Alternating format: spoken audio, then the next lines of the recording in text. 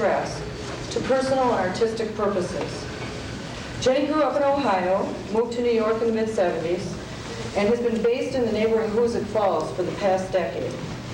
By the end of the 70s, her decade of one-line truisms could be found pasted, worn, and flashing in both obscure and obvious spaces around Manhattan, on parking meters, on T-shirts and hats, on theater marquee, or on flashing across Times Square. Truisms sound like prescriptions for living that were written throughout the centuries. Stylistically, this is no accident. As Jenny Holzer has said about these first writings, I try to polish them so that they sound as if they had been said for 100 years, but they're mine. 10 years later, Jenny Holzer became the first woman to be selected to represent the United States at the prestigious Venice Biennale. For the pavilion, Jenny designed 2 symmetrical waiting rooms based on a Venetian palace that led to 2 additional rooms. The marble floors of these rooms reflected a rush of electronic text streaming from banks of LEDs, reflected so effectively that the floor beneath your feet seemed to almost dissolve. The American Pavilion by Jenny Holzer earned her in the United States the Golden Lion Award, the grand prize for the best pavilion at the 1990 Venice Biennale. In the 1990s, for her room-sized work Lust Award, the Art Directors Club of Europe awarded her the Planet of Europe Silver Medal, while the Art Directors Club of Germany awarded Jenny Holzer 2 gold medals for the work. Lust Award is currently on exhibit in New York City at the Barbara Gladstone Gallery through the end of June. Her work has been the subject of hundreds of solo and group exhibitions worldwide, and ranges from inscribed sarcophagus lids to gardens and virtual reality.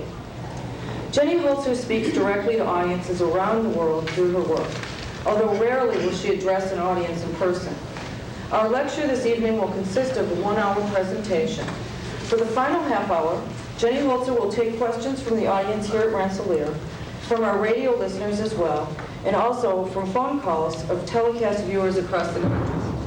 Tonight we are honored and delighted to have her with us, in person and electronically. Please join me in welcoming Jenny Holzer.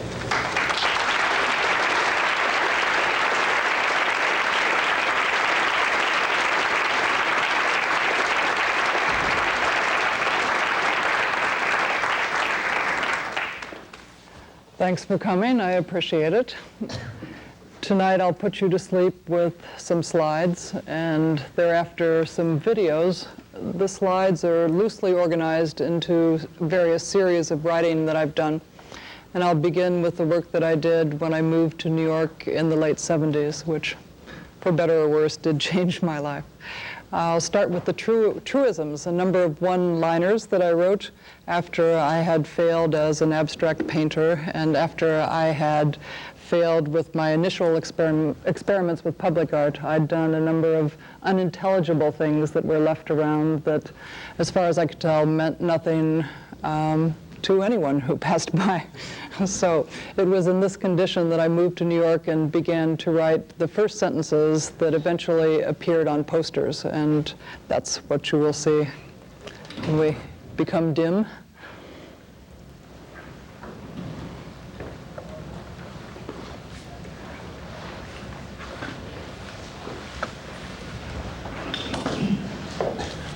Are the lights going to stay on during this? Oh.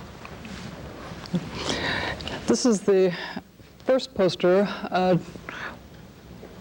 I managed to write, a couple hundred of these sentences before I realized that this certainly wasn't a great American novel, and these weren't poetry. So I had to figure out a form. So I thought maybe these could be public art. These could go on posters and be plastered any place a poster might go. And so this is what I did for a number of years. Put posters up on the sides of buildings, on construction sites. I skulked around in the middle of the night and wheat pasted them and ran away. With this one, you could see that people would check things that they liked and eventually dismiss the entire enterprise.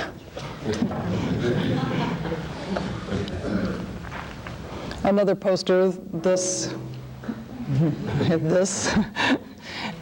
was in Spanish and English in a storefront in the South Bronx. This was the first time I had audio with it. This originally was geometric. A dog ate a portion of it, so the curvilinear part was not intended.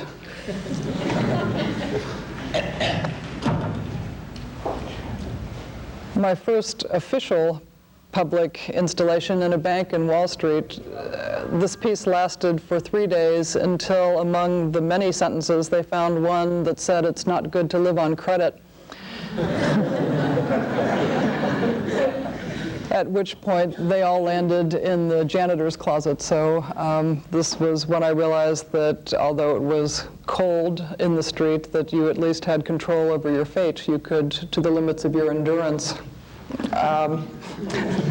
put up things and have them stay as long as posters stay. The side of a building in Germany. I wanted to do something that was much like the ads that you will see in Germany, except of course change the content. These are a number of cliches, carefully alphabetized, to show that I did have some kind of control. And I picked ones that I thought might make sense. I should say about the truisms and all the first posters that they were anonymous. It was important to me that people just take them at face value, that people not think of them as art, not think of them as the pronouncements of one person. I wanted people to go through and sort them out for themselves. The other thing about the truisms, they are from many different points of view. There are far right ones, far left ones, common sense ones, absurd ones, and they all get equal treatment. Times Square, my first electronic sign in 1982. Is private there on the real monitor? Or just property on mine? Oh, this is no good. Private property created crime. Slide that baby down. There we go. This was the beginning of my addiction to electronics. I wanted to change from an underground format, the posters, and to use something that is used for world bulletins, world reports, or for stock market information, or for advertising. And I wanted to put a very different content on this medium.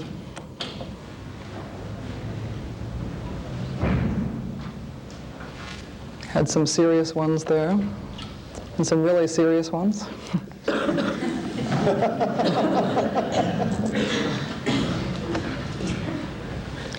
Another electronic sign, this time at DuPont Circle in Washington.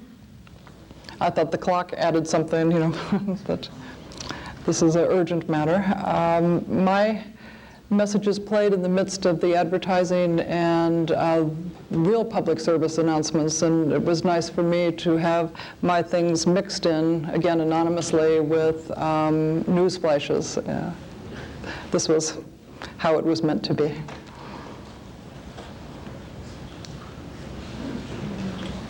And in the evening, because they had no one to pay for advertising, my things ran continuously, which was also nice for me. We're in Vegas now. This is the baggage area at McCarran. Anyone who wanted their bag was subjected to this.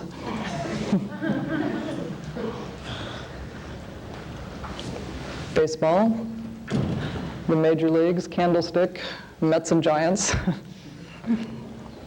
And this was the one that occasioned the most yelling, both pro and con.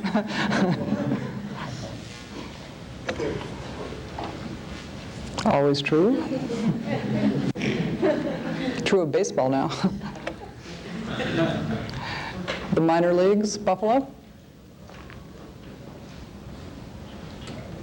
This is a sentence that my father used to level at my mother, so I was able to take this. Could you read that, please? It's hard to see. Words tend to be inadequate, and the one before was, at times inactivity is preferable to mindless functioning.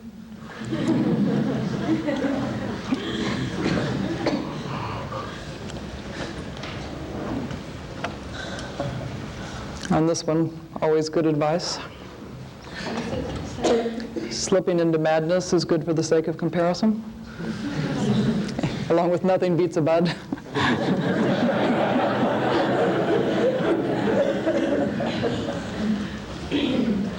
This is in Utrecht, completely different way of presenting text. This is a laser. A number of my sentences were projected on this ancient tower and were animated. They would start at the beginning of the tower, go up, and come back down again.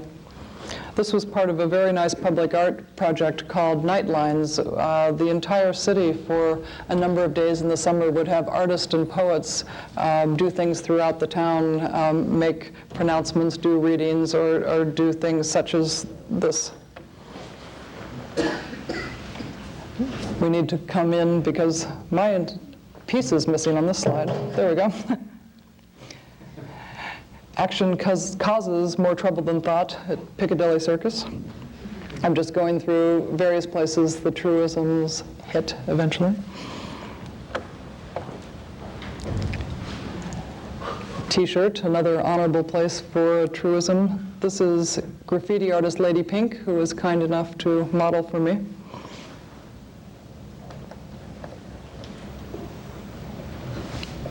This is nothing.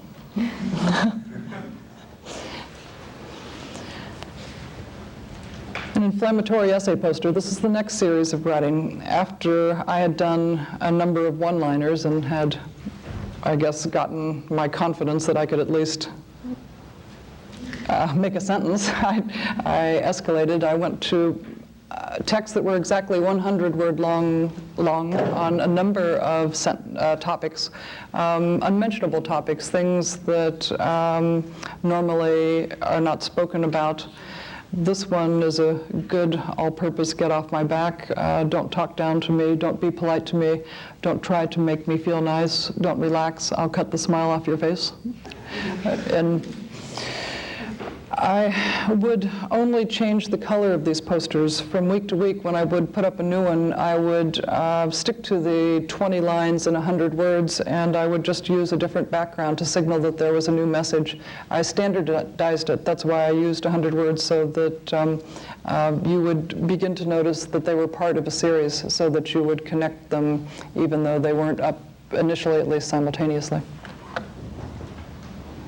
This is how they looked after I'd done them all, that I would stick them up together, much as music posters are. This was a bit like going to the library. It was most interesting, I think, when you would encounter a single one on the street, and again, have to puzzle about who was saying this and to what end. Basic response to a sex poster.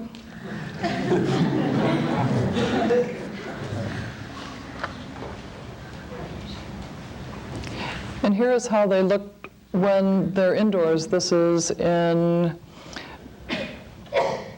the Friedrichianum in a Documenta. They're much different when they're in an art space. This truly is like the library. It's an entirely different experience than when you encounter them in the street. And this goes back to my background as a bad abstract painter. You see, I made a stripe painting with these because I didn't know what else to do. The next series, this is a plaque from Living. I toned down the language, made it very quiet, very matter-of-fact, and I switched to a traditional presentation mode, the bronze plaque, such as you'd see outside of a doctor's office or a house where Mark Twain slept. And again, the notion was to put something different here. These would go eventually on the facades of buildings, by buttons, by elevators, any place a plaque might go. This one, for a long time, was on 57th Street in New York. And occasioned some response.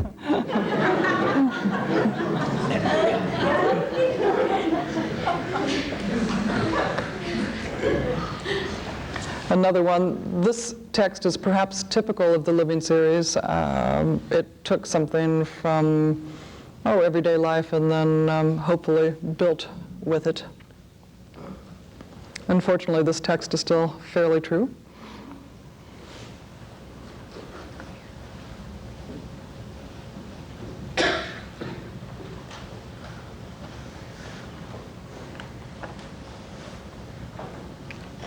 This one is about a little girl lying down on the bed and thinking about how to take over the world.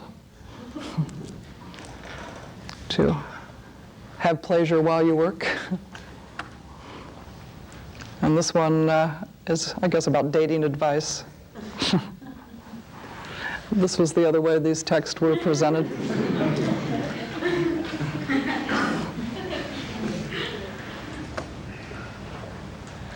And again, this takes it outside. This is on a huge video screen in Japan. This is in a shopping center, so the dating advice extended there.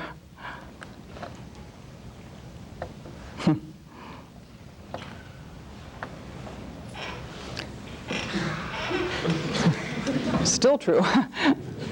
It's hard for me to get away from the truisms. This is the first text from the Survival series, the first series that I wrote particularly explicitly for electronic signs. This is a Unix sign, sort of the baby version of the one that was at Times Square. This is how to make food an organizing medium.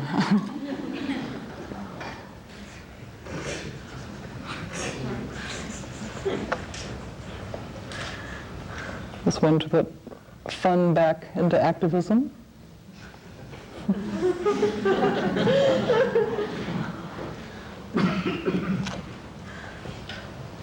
Oh, and another thing that will help you scan someone quickly. Find out what you need, get out fast.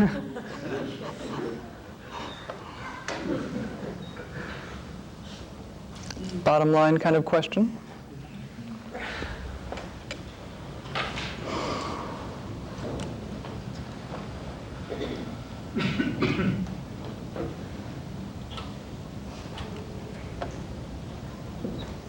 And here again, see it outside, and it's a different proposition, anonymous on a sign, in public.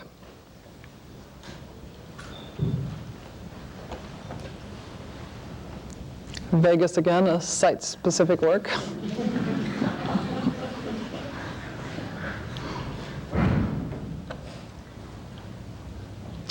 California freeway, anti-freeway madness, admonition.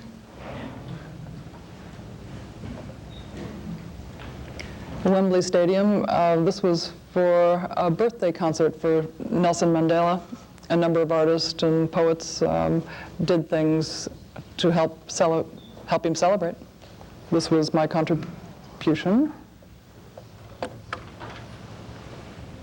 The next series, this is a text from Under a Rock. The first time I used stone with the electronics. I began with the benches just to be merciful, to give people a place to sit when they're stuck in a gallery reading lots and lots of text. And once I had them, I thought that they were a reasonable surface on which to put text. I'm always looking for places to put writing, things that make sense somehow or another. And so the text that you would see on the electronic sign would also appear on the benches. I was also curious to fool around with the difference in the way that you read when you're watching something fly by, watching something ephemeral, in the way that you read when you can run your hand over letters cut into stone.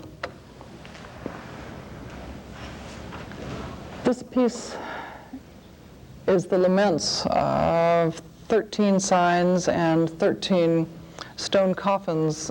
I began writing this piece about all different sorts of unnecessary death, everything from death from bad politics to accidents, illness, and this writing very quickly came to be about the AIDS epidemic, and the piece stayed focused on that.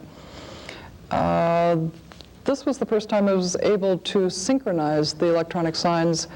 We had installed them one way, and then I realized it was completely wrong, and so we ran sync wires between them.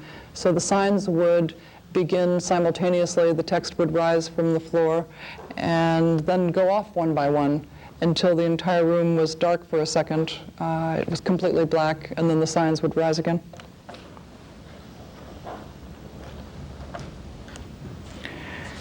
In a smaller room to the side were the 13 coffins. I was working from the sort of image that you see in newspapers when there's been a train wreck or an earthquake or a war, and people haven't been able to prevent this disaster, and all they manage to do afterwards is to put the bodies in a row. And I've always found that a curious human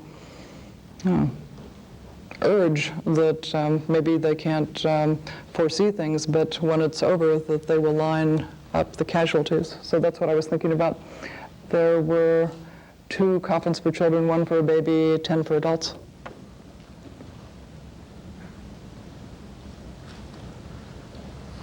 This one's mine. The Guggenheim, the next piece that I did in, let's say this must have been 89. I was stuck. I had babbled for years about the Guggenheim being a perfect place to do an installation, that why were these fools hanging paintings here when what should be done would be to make something specifically for this architecture. And then when I had the chance, I had no idea what to do. I was completely stumped. So after I stood and stared for quite some time, I thought, well, obviously I should go with the main element here. I should wrap a sign around the spiral, put something on the parapet wall, and that's what I did. This is how it seemed from the top. When you would look down, you could see the sign moving, and you would also see the circle of benches that I placed at the bottom, so that if people were tired of walking either with or against the text, that they could retreat to the bottom and stare, which was sometimes necessary because the piece made a number of people ill. Vertigo in the Guggenheim is common, and this put it over the top.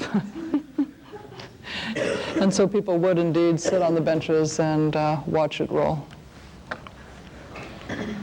This is what you could see.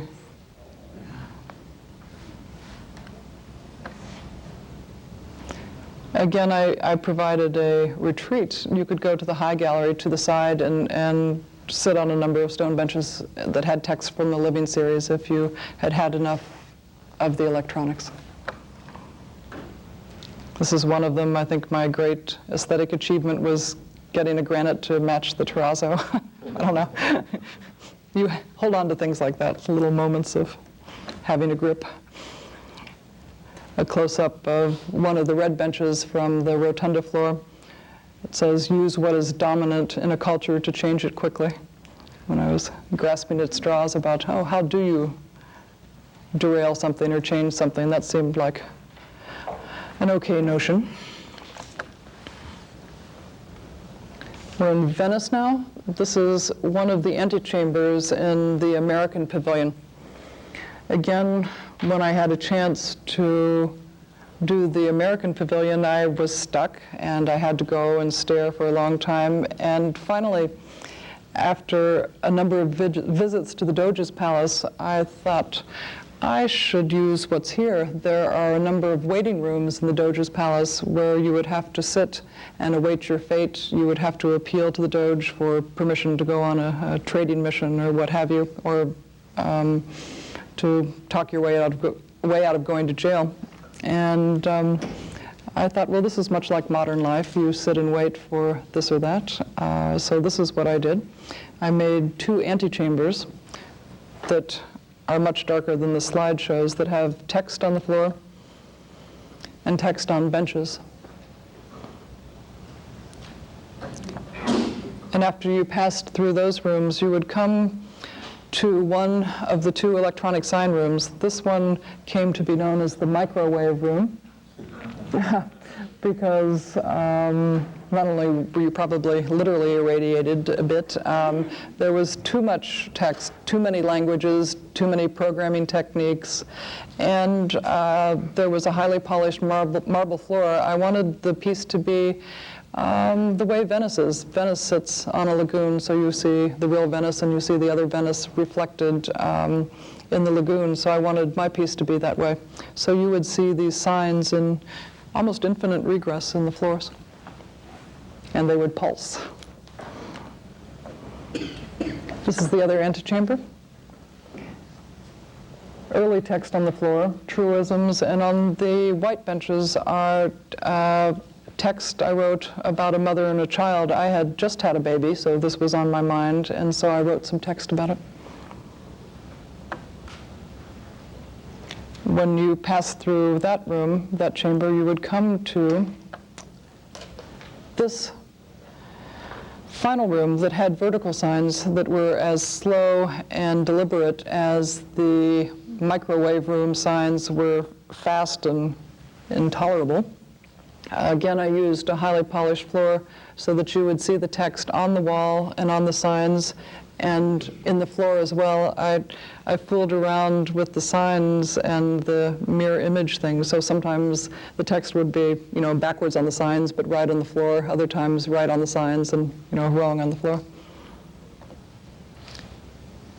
This is the show on the road afterwards. I had to use the Venice pieces and use them almost like Tinker Toys and install them in a number of other museums, which was a bit of a challenge since each museum was quite different, and I really had to use them as building blocks. This is at the Walker, people being toasted. And this is the Walker with someone in the mother and child room. And this is what it takes to run it. Thought maybe this would be an appropriate slide for here. This is what's behind it. False walls and lots of cable. The next series, the war series that I wrote during the Gulf War, installed in a stairwell in Switzerland. This stair, again, was absolutely black, and these signs made it just about impossible to make it up and down. Now I'm going to go through a number of public pieces done here and there over the years. This is a piece with Keith Haring. At an interesting time, this must have been 85, Chernobyl had just blown, and we'd just bombed Tripoli, so it was quite a time to be in Vienna.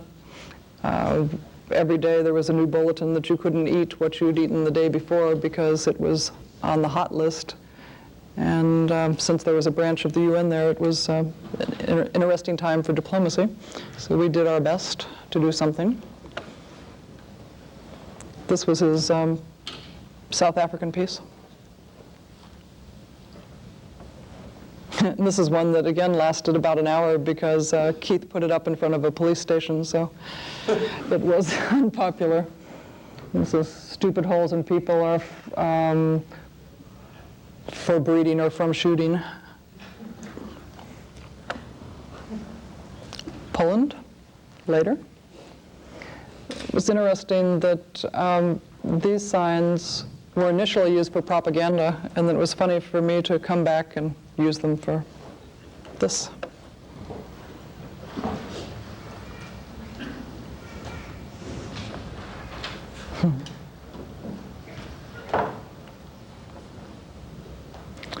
A project on the occasion of a presidential election.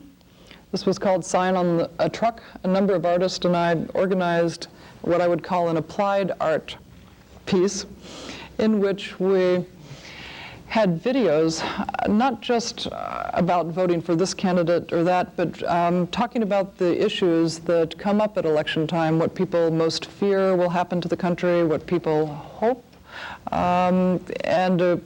The most important part of this project was the microphone part. We had MCs circulating in the crowd so that when people had something to say, they would appear live. This, by the way, is a piece by Vito Acconci that had Mr. Reagan saying, let's say religion, let's say babies, so on and so forth.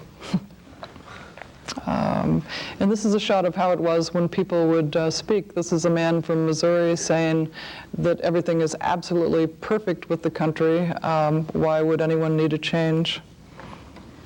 And this is a woman from New York saying, "Surely you're out of your mind." So this is how it went. We had two locations, one at the base of Central Park, which got everyone out of bed at the Plaza Hotel quite early, and another one in Wall Street at Bowling Green Plaza. The text that was on the sign. This is a nice one by Mark Stahl. This was sort of to the point.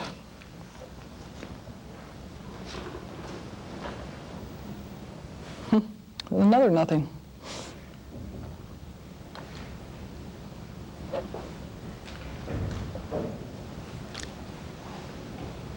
Anything else up there? There we go. Come down a little bit if we could. Can we shrink this? Thanks. Times Square, or not, 42nd Street, in the general vicinity of Times Square, a project that I did last year. I was invited to pollute the marquees of a number of abandoned theaters, which was a pleasure for me. So I put a number of things from the past. Usually X-rated movies? Used to be. Now Y-rated art or something, I don't know. We had categorizing fear as calming.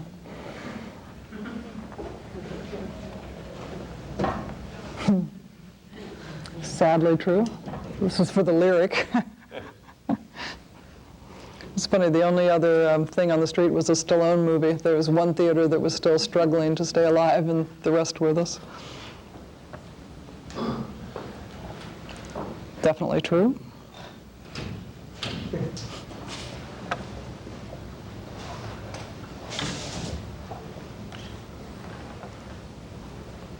This one got a lot of applause.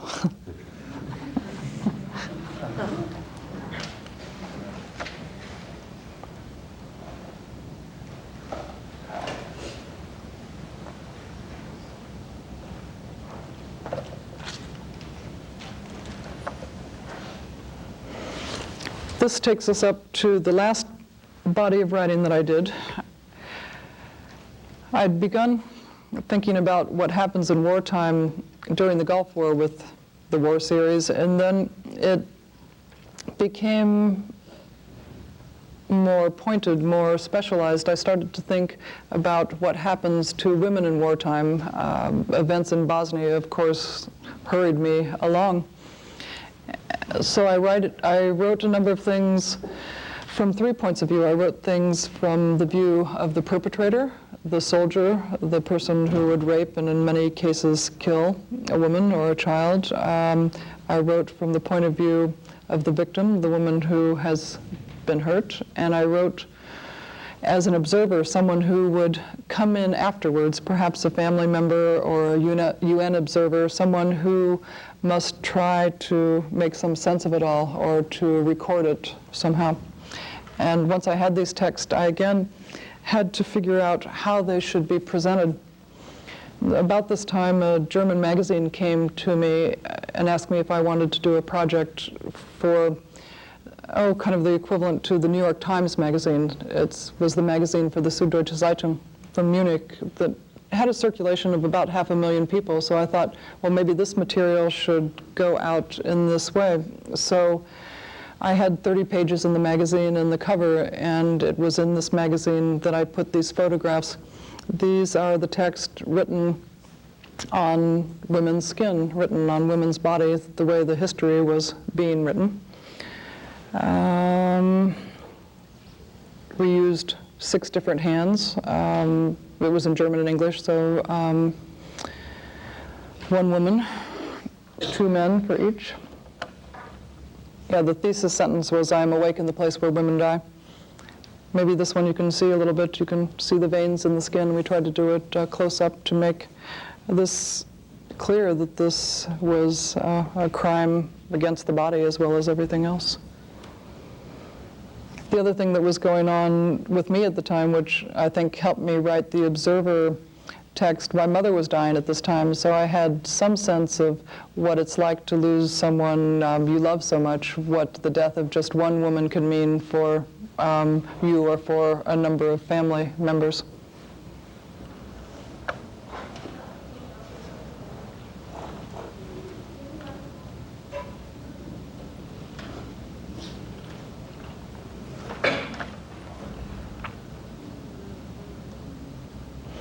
These texts then went into a VR piece that I made that I'll show you a little bit of afterwards. They're used in a very different way. I had people speak them so you would hear them. Oh, I should say, too, about this magazine, inside the magazine were the photographs, such as you saw, and outside were 3 texts, one of which was written in ink made from blood. A number of women refugees and German women donated blood so that we could actually print this stuff in blood, again, to be very literal about what sort of a crime this was. This is a gallery exhibition of the same work, the Lustmord pieces that had a house with 1 door. I was thinking this tended to happen in people's houses. So outside I had 1 electronic sign, a 3D imager, in which the text would move and swirl, and inside was a second one. Inside had the victim and the observer text, outside the perpetrator. And within this room were the text embossed in leather in the walls, so that in this very darkened room you could feel on the skin the text. This is what the 3D imager looked like. And the texts were animated. They would stream through here or move in some way or another.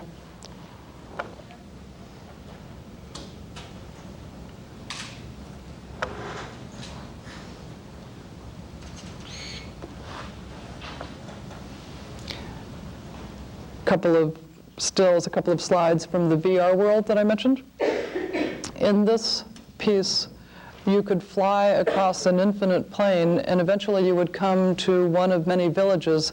When you would fly into one of these houses, more often than not, you would hear a text spoken from the series.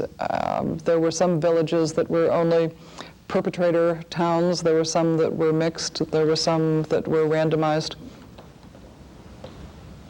This is a little bit of the architecture. There were some claustrophobic spaces in it.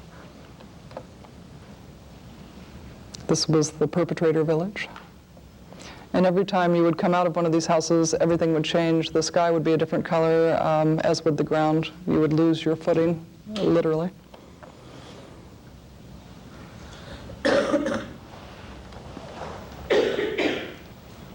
Is that it? Okay. What I'll do now is go through some videos that I think will be better representations of some of the installations. The slides are not really adequate for showing the installations. I'll give you, to begin with, a bit of the laments at Dia, the coffins, and the electronic signs. There is sound with this piece. I'd like you to remember that this is just a documentation. The original piece was absolutely silent, so the video is one thing, the piece was another, but I still think it might be useful to give you a clue of how it was in this large room. Roll it when you're ready.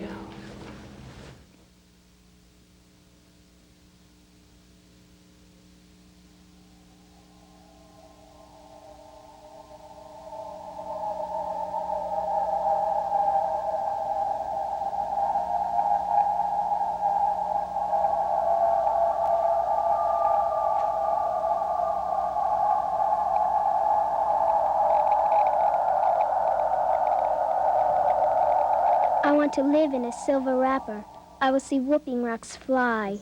I will ice on my black side and steam on the other when I float by suns. I want to lick food from the ceiling. I'm afraid to stay on the earth. Father has carried me this far only to have me burn at the edge of space. Facts stay in your mind until they ruin it. The truth is, people are pushed around by 2 men who move all the bodies on earth into patterns that please them. The patterns spell, oh no, no, no, but it does no good to write symbols. You have to do the right acts with your body. I see space and it looks like nothing, and I want it around me.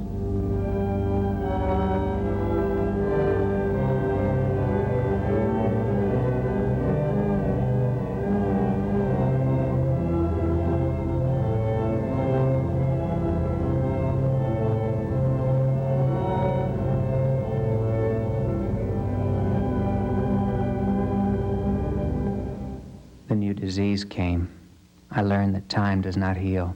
Everything gets worse with days. I have spots like a dog. I cough and cannot turn my head. I consider sleeping with people I do not like. I need to lie back to front with someone who adores me. I will think more before I cannot. I love my mind when it is fucking the cracks of events. I want to tell you what I know in case it is of use. I want to go to the future, please.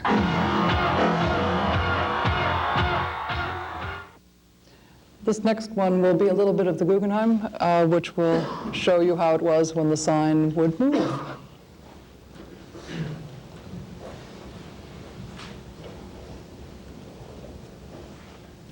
And again, there's no music at the real Guggenheim installation. This was added.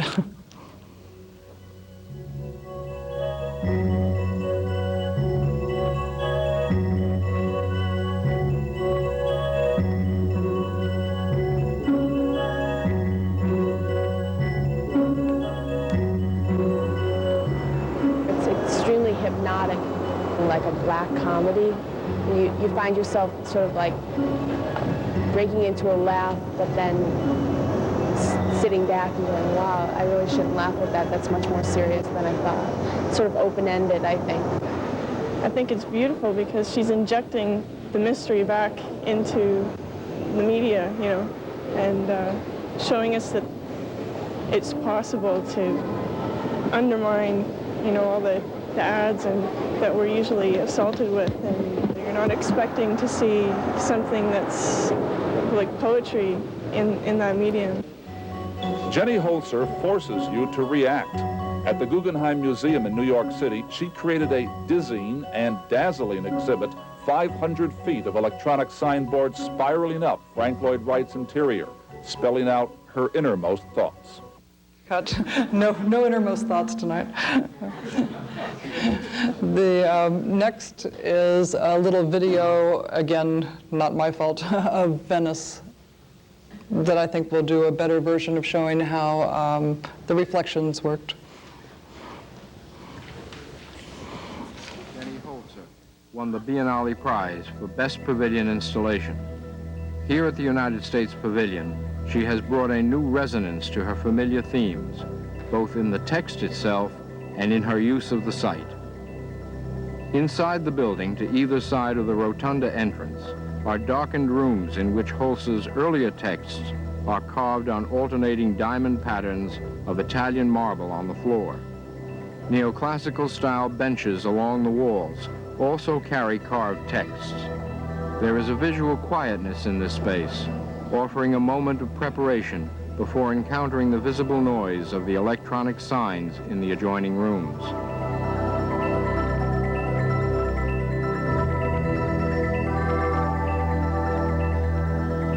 Moving deeper into the pavilion, one comes upon a profoundly unsettling message delivered in a combination of ancient and modern means. The text is carved into a red stone tablet sunk into the floor, as well as repeated in the vertically moving light sign projected onto the wall. More confessional than her previous work, the text reveals the artist's concerns about her young daughter.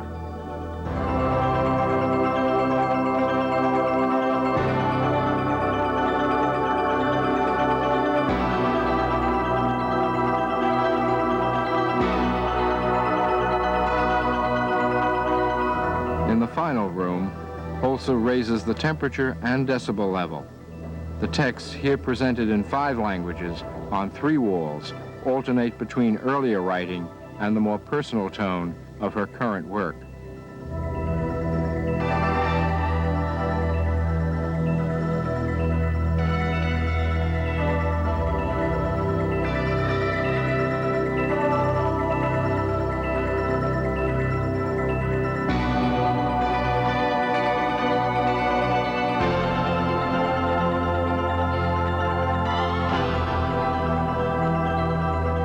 In all, there is a compelling juxtaposition of text and delivery techniques worthy of the prize for Best Pavilion Installation.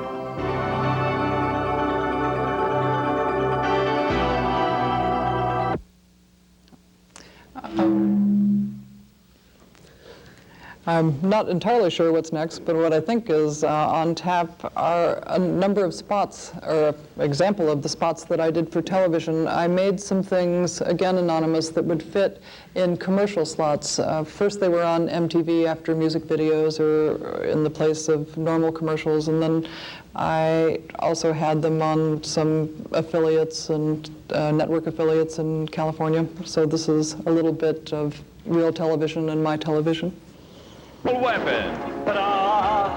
You're going to help remove some of the filth in there. Now, if I'm the best you can find, you're in a pretty deep squat. Who are you? Remo Williams. The adventure begins Sunday at 8 on Channel 13. Guys always ask, what do women really like? What makes us tick? If they only knew. Call the Women's Secret Line at 1-900-820-2828. They want to know what women talk about, what we look for in a guy, the kind of things that drive us wild, and our secret fantasies. Call 1-900-820-2828. You won't believe what women will say. Call the Women's Secrets Line at 1-900-820-2828. $3 per call. Why call a crowded party line when you can talk one-on-one? Call 1-900-990-1-on-1. Talk to people from all over America. It's new, it's live, and it's one-on-one. Just $2 a minute. 1-900-990-1-on-1. Choose your fun. Call one-on-one. 1-900-990-1-on-1. You select other callers from your touch-tone phone. It's new, it's live, and it's one-on-one. Just $2 a minute. 1-900-990-1-on-1. Call now.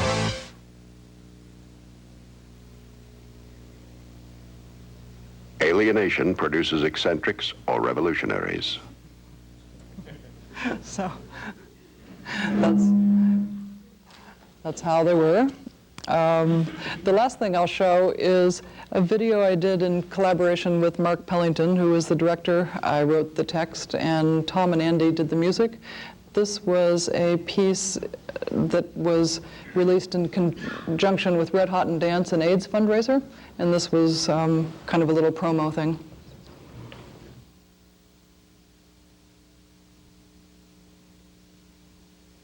Questions of much greater and universal interest occupy our minds today.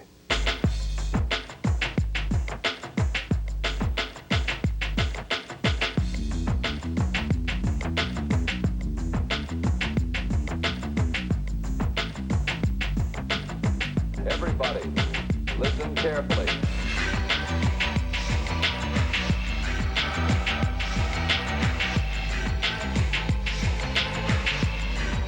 Promise me one thing.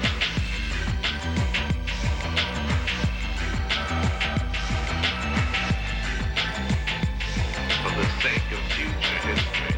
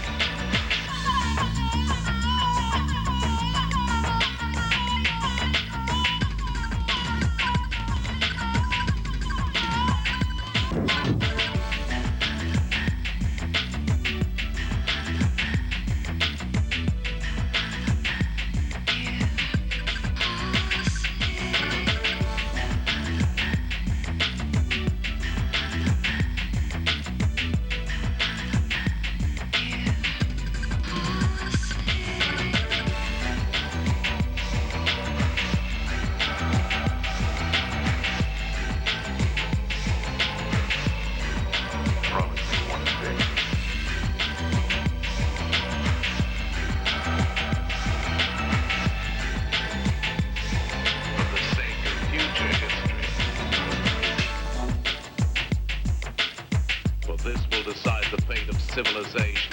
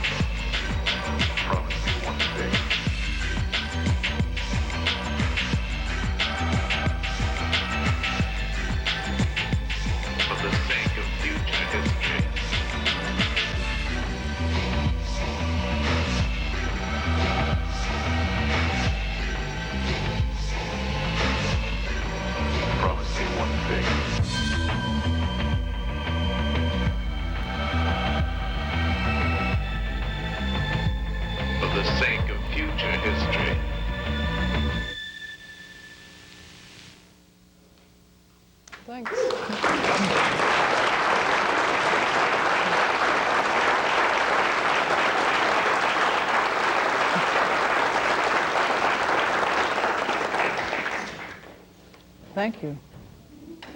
Now you have to talk.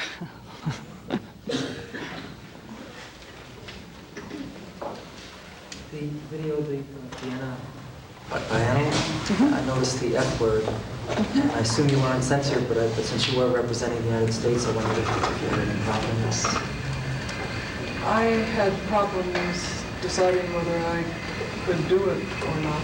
Just problems with myself. But no, I didn't have any official problems until I showed this in Milwaukee once, and someone told me that I made him ashamed because I represented America. I had that problem. I don't use it very often, but I thought in a piece that was about threats to a child that it was maybe the right sort of emphasis.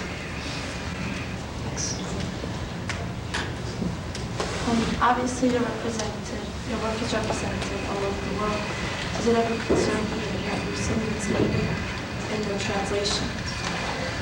Translation is always a problem, and that's one. Oh, okay. Yeah, the question was, and forgive me if I garble it, was whether I'm concerned if my work might lose something when it's translated in other countries. And I was saying that yes, this is a concern. And this is when I wish I were a regular visual artist. This is when pictures come in handy. Like many Americans, I am almost incapable of speaking English, much less anything else. So it's hard. I work with people. I spend a lot of time. We go back and forth. I bounce it off a number of different people, and in the end, who knows?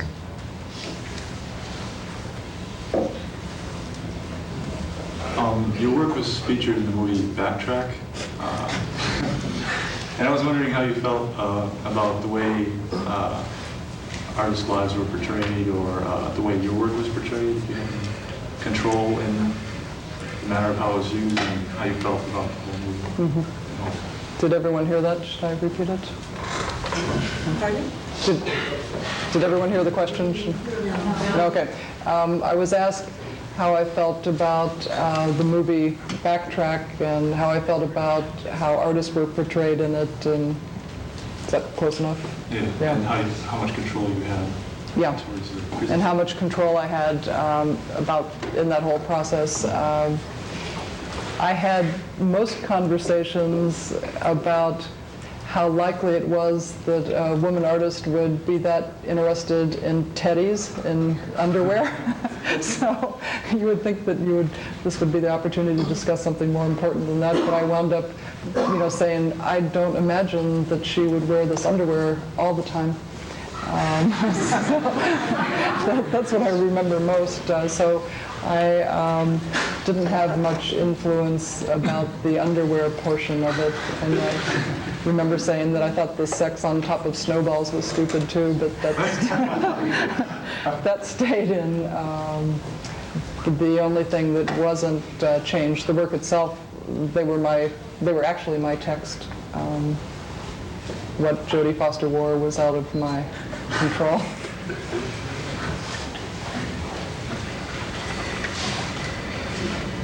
Yes? Carved Italian marble is a far cry from broadsides on paper that are repasted to walls. And of course, marble belongs in a Doge's palace, but when you suddenly began to work in material, it was much more precious. And it was, in fact, carved in stone. Well, how did that change the weight of the words, carved in stone, rather than on ephemeral, on a paper broadside? This is a question about changing from crummy offset paper to fancy Italian marble, and how that changes the meaning of the writing. Would that be, and the weight of the words, to quote you.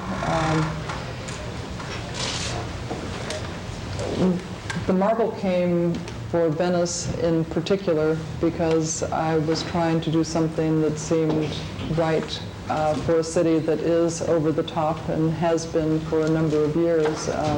It's a reasonable question whether it was also over the top for my work. I came to the stone Oh, not because it was a Lux material, really, but because I, in my most apocalyptic moods, think, oh, well, maybe I should write something on a rock so if everything blows up, someone can pick it up and there'll be something left.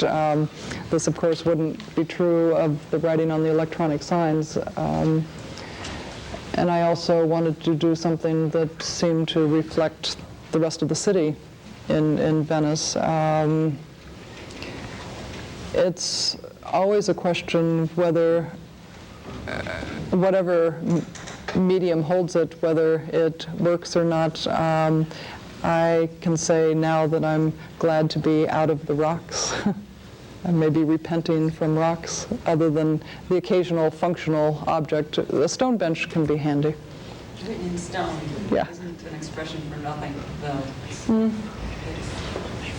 sort of words of permanence, that something written in stone is possible. Yeah, I could be now as annoying as the people I was first, fighting against. That's a possibility by writing in stone. I hope it's not the case, but how would I know?